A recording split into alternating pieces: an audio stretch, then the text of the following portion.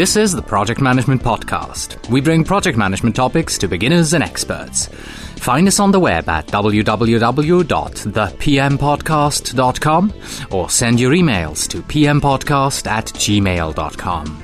Hello and welcome to episode number 53. I am Cornelius Fichtner. This is the Project Management Podcast for the 14th of October 2006. Do you know how your project is doing? Are you currently within budget and within schedule?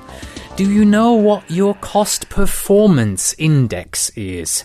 If your answer is yes, then you are very likely using earned value techniques on your project. And earned value is, of course, the topic of today's interview with Quentin Fleming.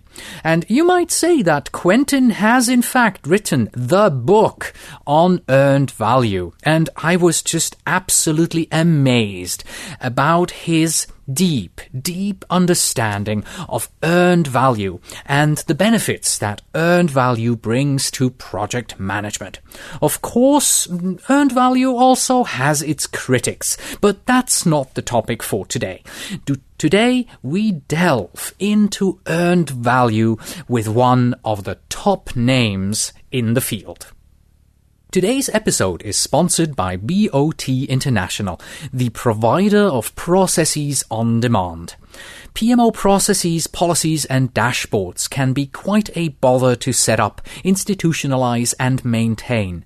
BOT's Processes on Demand solves this problem by providing customizable project management processes and templates, PMO policies and dashboards, and integration features to PPM and collaboration applications such as Microsoft Project Server and SharePoint.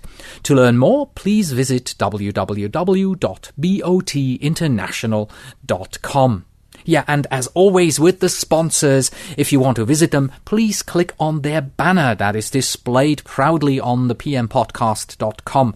That way the sponsor knows that you have found them through us. Yes, let's get started with our usual set of announcements. And the first announcement today is that there won't be any helpful resources. I have decided not to cut today's interview into 2 episodes. The interview itself is about 40-45 minutes in duration. Now, the reason why I'm not cutting it up is simple because earned value is a very complex topic. And once you start listening to the interview, you're going to have to listen to it all the way through in one go, because otherwise you're going to lose context if you have a week intermission in between, and then you're just going to have to go back and, what did he say last week? I didn't want that, so the whole interview is presented to you as one. Next announcement, of course, Buster Barr. Buster Barr has graciously given us 2 copies of his book, Surprise, Now You're a Software Project Manager. And if you would like to win one of those 2 copies, all that you have to do is send an email to pmpodcast@gmail.com. In the subject line, put the word surprise, and in the email body, just write your name, the town, and the country that you are writing from. Your email has to arrive in my inbox on the 25th of October in order for you to win a copy of this. Well, next, there is another project management related podcast available for you. It is called PM Lessons Learned. And you know, instead of me just telling you all about it, we have a quick announcement from Henry Will himself to tell you about the podcast. When Henry and I first spoke, I thought, man, what a great idea to turn this, what he's doing, into a podcast. So far, Henry has only 1 episode available, with more to come. Here's his announcement. Thank you, Cornelius. I really appreciate that. And as Cornelius said, this is Henry Will, and I run a group called pmlessonslearned.com. The goal of this group is to empower project managers and people studying for the PMP test. If you're looking to increase your PM knowledge, if you're looking to build business relationships, if you're looking to increase your effectiveness, if you want to increase your marketability as a PM, if you're looking to gain professional support, then our group is for you. We host conference calls on a monthly basis. Our group is sponsored by ETP Network, run by Rod Colon. That's found at etpnetwork.com. ETP stands for Empowering Today's Professionals. And Rod is a career agent that has taught a lot of us in our group how to market ourselves as project managers. We have conference calls on a regular basis, once a month. And these calls are very interactive for project managers. We have Q&A time. We usually have a few topics that we try to concentrate on during the discussion. They last an hour. And afterwards, we usually have a time of networking between our members. During the time of the actual call, when we're having Q&A time and talking about topics, we usually record those, and we've been putting them out as podcasts. So you will be able to find podcasts if you look at our website, pmlessonslearned.com. You'll see the links there for our podcasts. And of course, we're also available by other podcatchers and iTunes. Our show, our conference calls, are a little bit different than Cornelius's show. His is just exceptional, and I've pointed a lot of people to it because it's very informative, as I'm sure a lot of you know. Our conference calls are a little bit different in that they're interactive in nature, and we involve anybody that would want to call into the conference call. So if you're interested in any of these items, as I mentioned earlier on, please join our group. There's a link on our website to join our Yahoo group. We'd be glad to have you as a member. All right, so check it out at pmlessonslearned.com. You can find direct links to this website and also to the podcast in iTunes on the pmpodcast.com. Click on the left-hand side in the menu on Other PM Podcasts. I think it's at the very bottom. It's the last menu entry. I've made this announcement in the past. There will not be a episode posted on the 21st of October. So in a week, there won't be an episode up. The reason for this is simple. I am going to be in Seattle at the PMI leadership meeting on that day still. So I don't have the time to actually produce a podcast. That's also why you have until the 25th to send me your email for Bus to Bars book giveaway. And the final announcement before we get into the interview is, of course, that next week on the 17th of October, we are going to change the feed URL, the location of the RSS file that makes it possible for you to automatically download the Project Management Podcast. That will move from the old server to the new server. What does that mean to you? Are you using iTunes? It means everything should happen fully automatically. If you are going to the website every time and you click on Play Podcast, you're good to go. You don't have to do anything. But if you're using any other podcatching software, Doppler or Juice, for instance, then you're probably going to have to unsubscribe and resubscribe to the podcast. You can already find the new link on the website. It's that little orange logo on the left-hand side. iTunes at this point is still pointing to the old feed, and starting at about the 18th, 19th, it may take 24 to 48 hours for it to react. You should see the old feed move over to the new feed. Actually, it won't say new feed, it'll just say the Project Management Podcast, and you're good to go. And you will notice, because if you are still on the old feed, I will put out a audio announcement on the old feed saying, you're still listening to the old feed, you should switch over to the new feed. All right. That's it for all the announcements this week. Like I said, no helpful resources, so let us move right into the interview with Quentin Fleming. Quentin is an author, instructor, and a consultant to management, and he has over 3 decades of project management experience within the private industry. He has particular expertise in the design of and the assessment of project management control systems. He is the author of eight published textbooks that have covered varied subjects of earned value, project management, planning and scheduling, and procurement management. He has been an instructor for the University of California, Irvine, since 1995. He served as the president of the Orange County chapter of the Project Management Institute in 1998, and also during the years 1999 and 2000.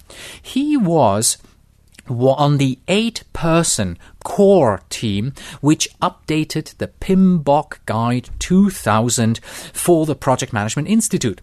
He worked on several chapters and the guide itself, and was, of course, you guessed it, responsible for the earned value inputs into Chapter 4. Now, before we actually start the interview, I wanted to apologize for the occasional crackling that you will hear in the recording. Don't know what was messed up with my recording system at the time, but you'll occasionally hear a little bit of a crackling, so sorry about that. We hope to fix that for the next interview that we'll do. The Project Management Podcasts feature interview. Today with Quentin Fleming, author and consultant.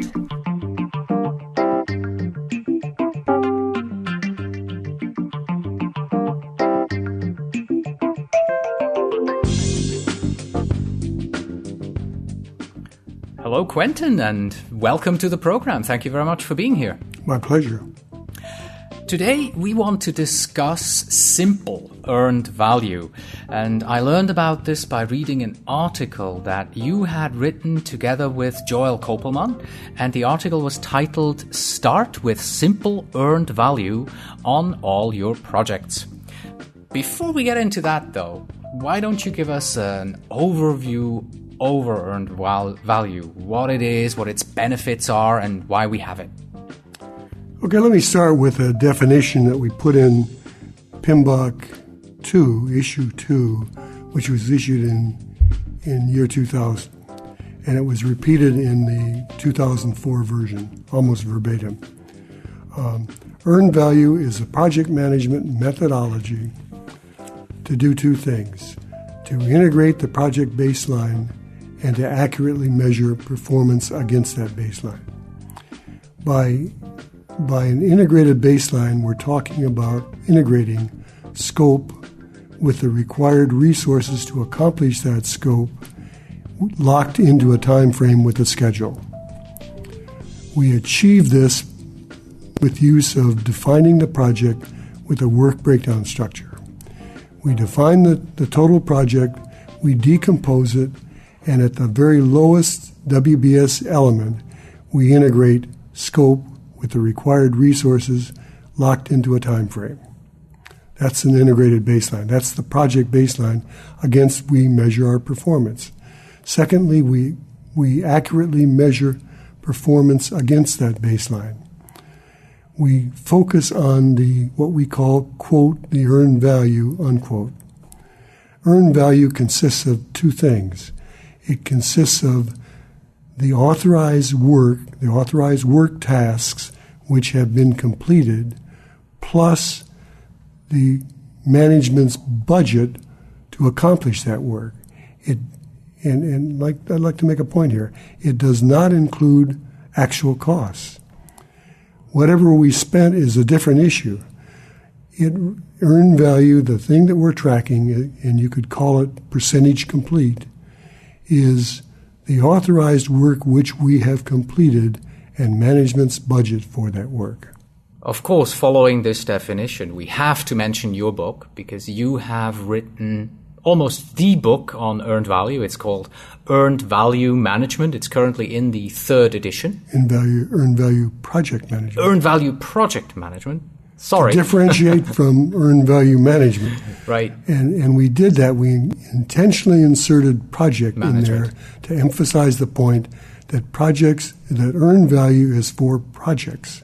It is not for continuous business processes. Absolutely makes sense. So earned value project management, it's currently in its 3rd edition and available everywhere, right? Available primarily from the Project Management Institute. The PMI bookstore. PMI bookstore. All right. I'll make sure that I have a link to the PMI bookstore so that people can purchase that book through there. Yeah. Okay. Right. Now let me tell you. Yeah. This is my 8th book. And I've dealt with other publishers. PMI is excellent. They're just excellent. But their bookstore search engine is terrible. And they admit it. And it isn't rocket science, but they're trying to fix it. For example, if you go into the bookstore, and if you type in under author, you type in Quentin, you'll get my 2 books. If you type in Fleming alone, you'll get my 2 books. But if you type in Quentin Fleming, which most people would, yes, you get Nobody Home. So they've promised to fix it. All right. And I'm sure they will. It is one of the best-selling books on the PMI bookstore. I think it's the one, you told me it was the one best-selling book right behind the PMBOK guide. Yeah, but in all fairness, the PMBOK guide has sold over 2 million copies. Yeah, right. Okay? Our book has sold less than 100,000, but it is in 2nd place, albeit a very distant second place. Why and when did Joel and you decide to write something about a simplified version of earned value? When did you realize it's time to move into that? Because for years, and I'm not saying anything derogatory about the Department of Defense, but there is a tendency on the part of federal agencies to overcomplicate things. And I learned this 25 years ago when I had a stack of documents a foot high and I couldn't discern what they were trying to tell me. So I've been affiliated with Joel Koppelman for about 13 years now.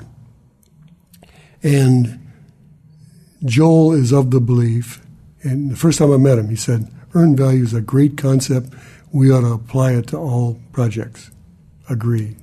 Secondly, he said, but earned value is part of the Department of Defense's cost, schedule, control systems criteria is overcomplicated. There's too many formal regulations.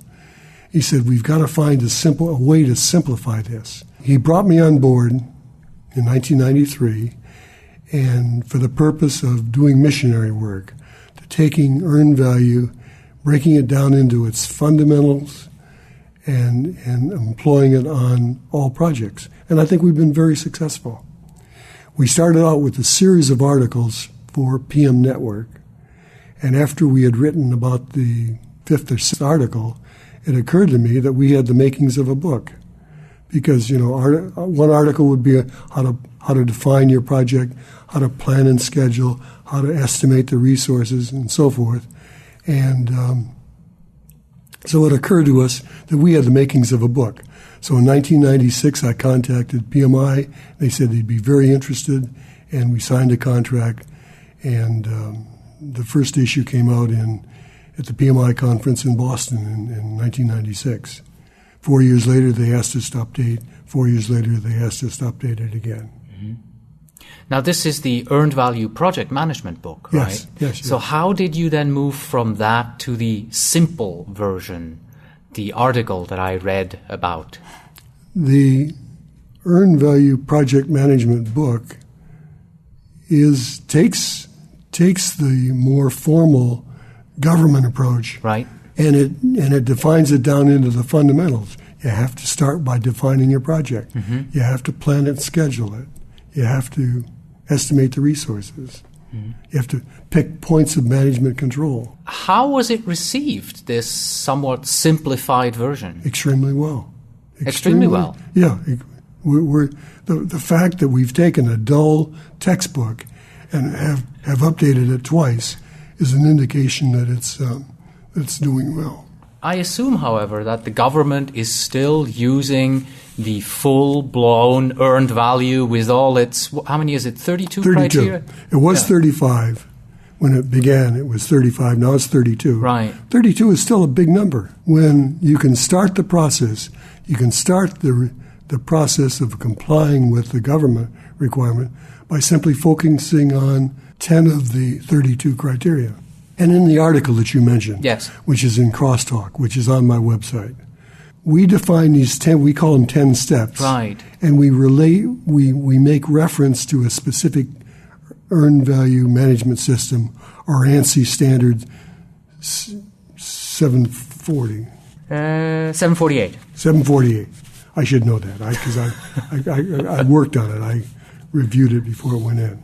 We make reference to 10 of the 32 ANSI standard 748. It's our belief, it's our recommendation that projects that have to comply with ANSI standard 748, they should begin by taking these 10 steps.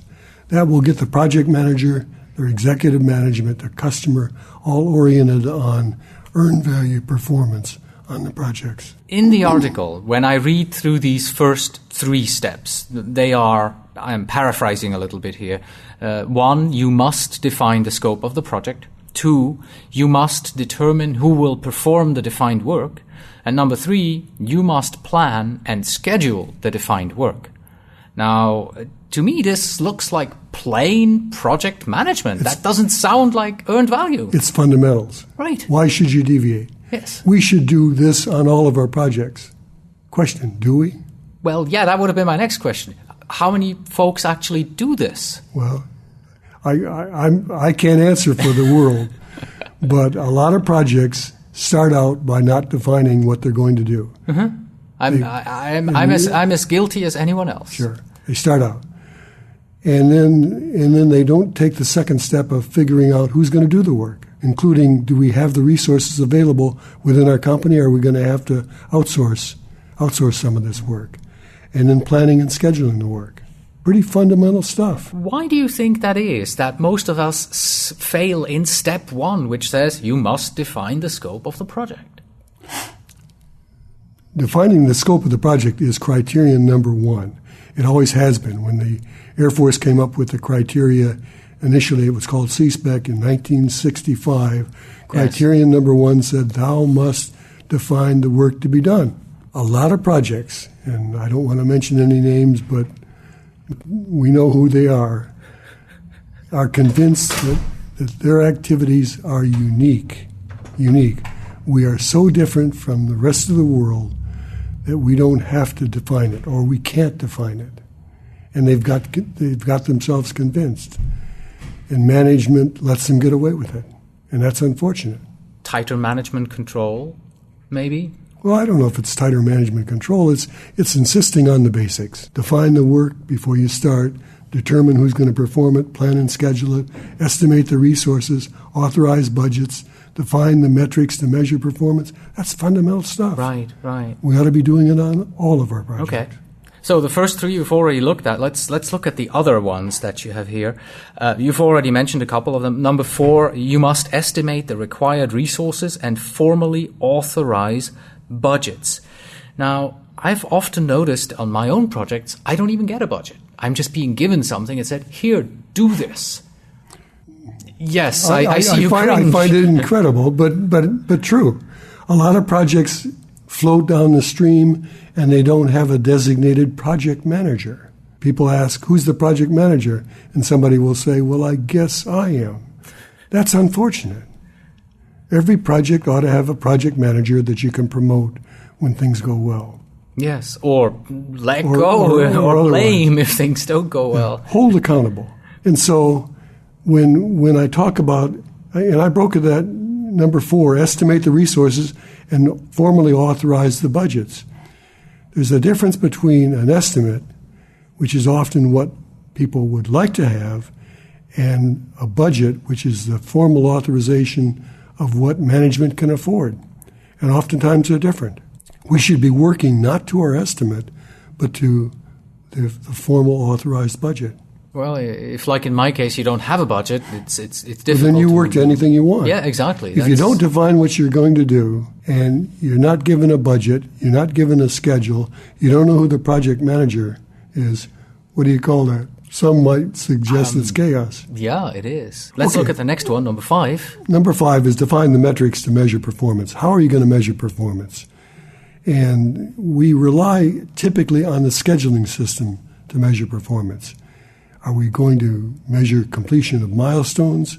Are we going to do percent complete estimates? Are we going to take a task and break it into 2 pieces, 50% when we start and 50% when we legitimately complete it? Mm-hmm. Those are the metrics we should define in our project management plan before we begin work. I always find defining metrics for my project very difficult. Absolutely. Coming up with a metric that makes sense, that I can measure at the end, that I can actually follow throughout the project. Right. What is one to do? It's best to have the people who are performing the work, the technical people who are responsible for the performance of the work, define how am I going to be measured? How best can I be measured? Mm-hmm. There's nothing wrong with taking a task and spreading it over 2 or 3 months and saying, this, I'm going to use a task manager's subjective estimate as the percentage complete for that work. Mm-hmm. Now you can put some objectivity into it and define for perhaps a deliverable at the end of each month. And I don't move into month 2 until I've finished the deliverable for month 1. And that method is probably my favorite method. I like to take a task, stretch it out, as long as it's homogeneous work, same work, and break it and get a responsible engineer's estimate of the percent complete. In particular, if you ask them in advance and tell them, how do you want me to measure you? It was their idea. You get their buy-in. And particularly if they set up deliverables. At the end of 30 days, I have the following deliverables, which is worth 30% of the total budget. At the end of month 2, I have an additional deliverable, which is worth another 30%. Yes. So forth. That works extremely well. It works on all projects, even software. Mm-hmm. Step number 6. Let me get it. Let me define number 6. Right. Determine points of management control. Points of management control. If it's a small project, and I'm assuming that the project manager has no staff, it's just the project manager herself managing the project with no staff, which means that the person has to define the work, authorize a budget, and issue it to somebody else, to a functional organization to perform. That person performs on behalf of the project. That's called matrix management. I've just described matrix management, which is the way we manage most of the projects. Yeah. And there's nothing wrong with it. Matrix management works great. But if the project's $50,000 over a 2-month period or 3-month period, the project manager can manage everything. But supposing it grows to $500,000, that's probably more people than the project manager can manage. So the project manager will typically break it into what we call CAPS, C-A-P-S, CAPS, which is defined in the PMBOK as a point of management control. It's a sub-project. So the project manager doesn't manage everything. The project manager manages sub-projects. So number 6 is determine points of management control and establish a baseline. How do you define these points of control? That's why project managers make such excessively high salaries, because only they can determine it. But I've gone into organizations where they'll have maybe 10 points of control, and then I'll come back 6 months later and they've either reduced it to 5 or they've increased it to 15, because they figure that their span of control wasn't right. They weren't getting the feedback that they need. So they'll divide it into, they'll take the same budget, the same work, whether they have 10 or 5 or 15 doesn't change the work to be done. It merely bundles it into different packages, different sub-projects. And how do they determine it? It's based on experience. And oftentimes they'll start off with 10 and they'll go to 12. Or subsequently, they'll go to 14.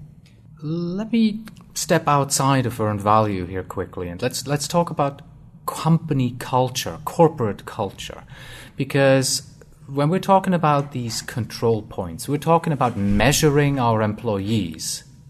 Does that lead to an organizational culture of control, of oversight? Yes. What can I do? It's not only measuring employees and points of management control, which we call CAPs or teams or sub-projects. It's managing the project itself. And there are executives overseeing the performance of the project. Sometimes executives may not want to be able to predict the final cost. Yes. And yet executive management want to be able to predict. The worst thing that executives can do is to authorize 10 projects and have them all overrun by 100%. Yeah, that would in be which bad. case they've got a disastrous performance. So earned value does run into a wall because it does allow everybody to be on the same page. The project manager, the project management team, functional management, executive management, the customer, they should all be reviewing the same data. They should all know what is the cost performance and schedule performance of a given project. And if it isn't good, they can then drill down to where the problems are.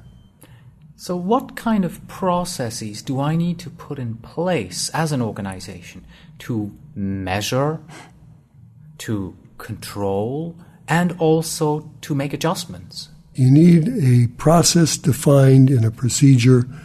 Well, first of all, you need a policy statement that says that our organization is going to use a form of earned value management to report progress of all of our projects. So you need a policy statement. Then you need a procedure which captures the process. And I would suggest that you could copy these 10 steps that I'm going to be describing to start the process. That is a minimal but adequate, robust form of earned value. It will give you earned value adequate to measure performance on your projects. Mm-hmm. And then if the organization encounters this ANSI standard 748, they can easily expand it to meet the needs of their customer. All right, let's move back to, we were at step 6. Let's move on to step 7. What have we got? It's called record costs by projects. Now, what could be easier? Record costs by projects. I find I come out of the aerospace and defense industry, and we used to complain about our accounting system. It was a lousy accounting system. We can't do anything with it. But the one thing we could always do is tell our project managers how much they've spent and how much they've committed. We had a good accounting system. And we could break it down into sub-projects and sub-projects by task. So we really had a good accounting system. What I find as I'm a consultant going into organizations, I find that many organizations cannot do this. Many public agencies, many utilities, many state agencies, many federal agencies cannot tell their project managers how much money they've spent by project and by sub-project. Now with utilities, they've been functionally oriented, functionally dominated for so long that they can tell how many engineering hours they've spent, but they can't tell how many engineering hours by project. Pretty fundamental. Point is, earned value is three-dimensional. What I plan to do, what I have done, and what I have spent. Three-dimensional. You've got to get that third dimension because you want to relate. Earned value is an industrial engineering concept. Going back 100 years, we've got Frederick W. Taylor was really the father of earned value. And they related actual hours with earned standards to determine their cost performance. You've got to be able to do this. Item number 7 is record costs by project. You've got to be able to tell the project manager how much money they've spent. Not just give them a lump sum of, No. we've spent so much for these 10 projects without being able to divide it up. That's right. You tell the chief engineer how much money they've spent. That's wrong. You've got to be able to break it out by project and by sub-project within the project so that we can determine the cost performance. What's number 8? Number 8 is measure project performance. Now, I'm going down a list of 10. 8 of the 10, 1 through 7, and number 10 are steps that we ought to be taking on all projects, regardless of industry, regardless of size. We ought to be doing all these things. 8 and 9 are unique to earned value. So I've got to indicate that this is above and beyond what we normally do on most projects. Number 8 is measure project performance. Right out of the PMBOK, right out of PMBOK 2 and 3, it says that you've got to be able to discern a schedule variance. A schedule variance is earned value less planned value. Schedule variance is what we've accomplished less what we hope to accomplish. And if you take earned value and subtract planned value and come up with anything less than 1.0, you're behind your baseline schedule. Now, earned value tells you, with respect to a schedule variance, it tells you that you're falling behind your baseline plan. Realistically, the baseline plan may have had a lot of float. So you can't panic if you have a negative schedule variance. You've got to drill down and discern what is behind. And look for critical path tasks, look for high-risk tasks. Okay? The second variance which is more serious and more important than the schedule variance, because I'm assuming we've got a scheduling system that's working. The second variance is the cost variance. That is earned value less actual costs. Earned value less the actual costs that we spent to move the plan into earned. So it's the earned value less what we've actually spent and or committed. We may not have recorded those costs, in which case we've got to estimate those costs. But it's the cost that we spent to convert plan value, the base plan, into the earnings. Let's take some numbers. We earn $100,000. The earned value is $100,000. The actual costs are $200,000. We take $100,000 less $200,000. We are $100,000 overrun. Why is that important? Because from my experience, overruns are non-recoverable. You don't recover them. People get irritated when I say that, and I say it all the time. They get irritated. What right do you have to say that we can't do better, we can't get more efficient, we can't recover it? Well, think about it. Your best planning is in the front end, your best schedule, your most achievable schedule, your best definition of the work, your best budget is in the front end. And if you overrun the front end, in order to recover that, you have to underrun the far end. Yeah, the money's gone, the money's spent. It's sunk costs. Yes. And it's hard to recover sunk costs.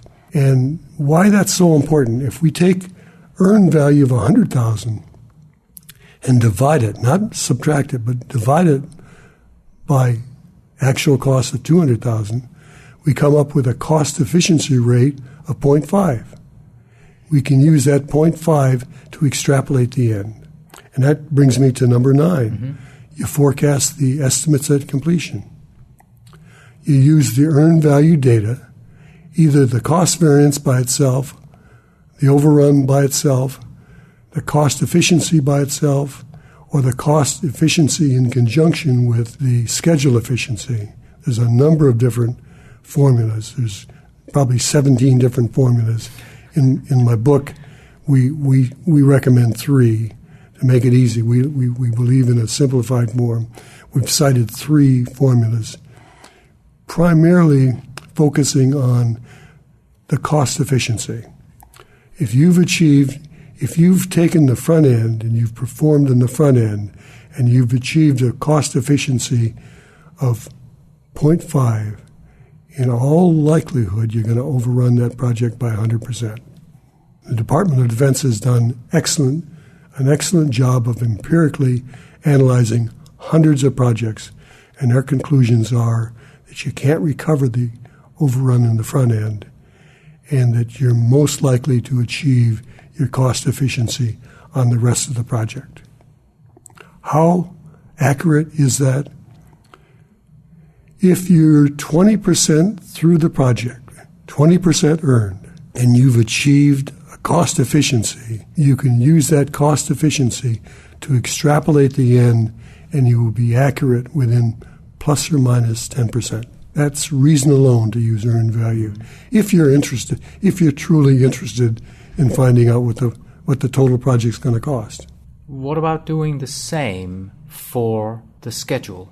Let's say I'm 20% into the project and I'm 20% behind schedule. Can I catch up? You're focusing on an important point here. To me, the weakest part of earned value is the schedule portion of it. There's no substitute for critical path methodology. The critical path will determine when you're going to finish the project. If you can be behind on your earned value schedule variance, but if the behind work has lots of float, lots of positive float, it may not be important. What's more important is what your critical path is telling you. Because your critical path, if it's telling you a 10-month project is going to take 15 months, then you better focus your attention on shortening that critical path. You better shorten those tasks. You better provide redundancy, whatever, crash the network, add resources. Now, when you add resources, your cost variance goes down the tubes. But sometimes it's worth it. Yes. Sometimes it's worth it to crash the network by adding resources to shorten the schedule and bring the project at completion beforehand. Okay, the strong point of earned value is the cost performance and the cost efficiency. The weak part is the schedule performance and the schedule efficiency rate. And we always recommend that when people are experiencing a negative schedule variance, they immediately look at their critical path to determine and focus their attention, management attention, on the critical path. All right. Let's move on to step 10. We've covered 1 through 9. 8 and 9 are unique to earned value. The other 8 are what we ought to be doing on all projects, in my opinion. Number 10 relates to number 1. Remember, number 1 said you have to define your project. Number 10 says you have to manage changes to the project. You can't be measuring earned value against a baseline that's obsolete. So the project manager ought to have enough clout, ought to be backed by management, so that he or she can say no to these brilliant ideas that come up. Yes, you can do this, or no, you are not to do this. You're not to incur costs. Not on my project. So number 10 says you have to manage changes to your defined project. Okay? Those are the 10 items. And I'm of the belief that, and I think it's unfair to call it simple earned value as much as it's robust, adequate, and it's a good place to start. There's no reason why we can't do all 10 of these steps on all projects. Is it a good thing for a company to take this, let's continue to call it simple earned value, and start with that on their path towards using the full 32 criteria? Yes, because they may never have to get to the 32 criteria. When do you have to use? I do a course for the University of California, Irvine, in earned value. It's a 20-hour course. We devote 4 hours to reading and analyzing ANSI Standard 748. So we discuss it and debate it. And the collective judgment is that there's a lot of redundancy there. We ask, ANSI Standard 748 asks for a number of things, including 4 of the 32 criteria deal with indirect cost management. Now, I don't know a project manager in the world that can do anything but track indirect costs. They have to track it for their own self-preservation, but they can't manage it. Their boss's boss have to manage indirect costs. And yet ANSI Standard 748 lays it upon the project manager to be responsible for the management of indirect costs, just as an example. Yes. In conclusion, where would you say that earned value is heading? I hope it's heading towards a universal application. I'm hoping that more and more project managers, as they get used to it, comfortable with it, understand what a cost performance index is, a cost performance efficiency factor. Think about it for a minute. I'm seeing managements accept presentations where the project manager will say, my cost performance index is 1.4. 1.4. That's 40% above perfect performance. That's called a miracle. It can't happen. And anytime management sees that, they ought to reject it. Perfect performance is 1.0. Perfect cost performance is 1.0. That's what we ought to be striving for. Thank you very much for your time so far. You're very welcome. It's my pleasure. Are you ready to move on to the final 10 questions? Yes. The same set of questions that I'm asking every project manager here on the program. Absolutely. All right. Number 1, what was your favorite project? The project that I probably liked most is a project called the FA18 E&F development. That happened, I was working for a great company called Northrop, which is now Northrop Grumman. And a year after I left them to start my own consultancy practice, they started the development of the FA18 E&F development. That was 1992. That was about a 6-year development contract. It was almost picture perfect in that they employed earned value as well as any project I've ever seen. I'm surprised that the Department of Defense doesn't flaunt that program more, because that was just picture perfect.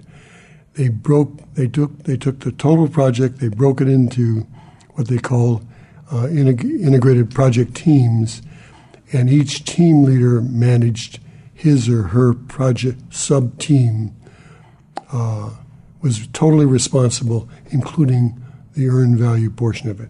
It came in under budget, on target, and the airplane is working beautifully. Number 2, what project would you like to have managed? I come out of an aerospace and defense industry. I have a business background. I don't have a technical background. So I have never managed a project in the aerospace and defense industry. Having said that, I've always been the deputy to the project manager, responsible for costs and budgets and statusing and reporting and proposals and so forth. What project would I have liked to have managed? None in the industry I came out of. Number 3, what is your favorite project management book? And your own two don't count, of course. Yeah, of course. The best book that I've ever read on project management is a book by a gentleman by the name of Dr. Peter W.G. Morris from Oxford University in England. And he wrote an excellent book called The Management of Projects. And he traces the history of project management from the pyramids all the way up to the 20th century. And then he goes decade by decade. And he gives full credit to the United States Department of Defense and how they've managed their projects, managed them well. He gives full credit to it. Excellent book.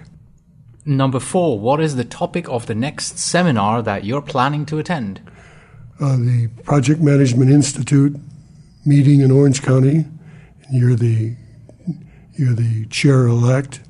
We're going to have an excellent speaker, Craig Smith, is going to be talking about how the project managers manage the building of the Great Pyramids. Exactly. Excellent talk. I've heard it before and heard it at the Primavera User Conference. Excellent talk. And I think it'll be the best presentation of the year.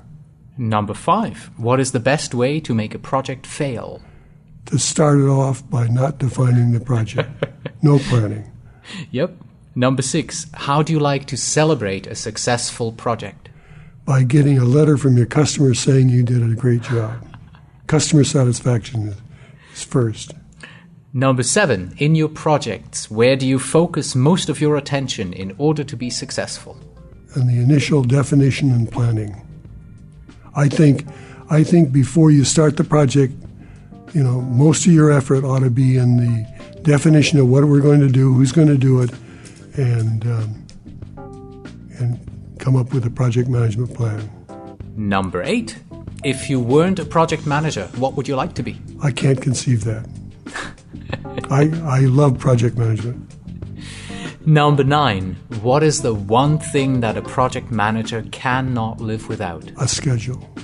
A schedule is a reflection of the defined scope, locked into a time frame.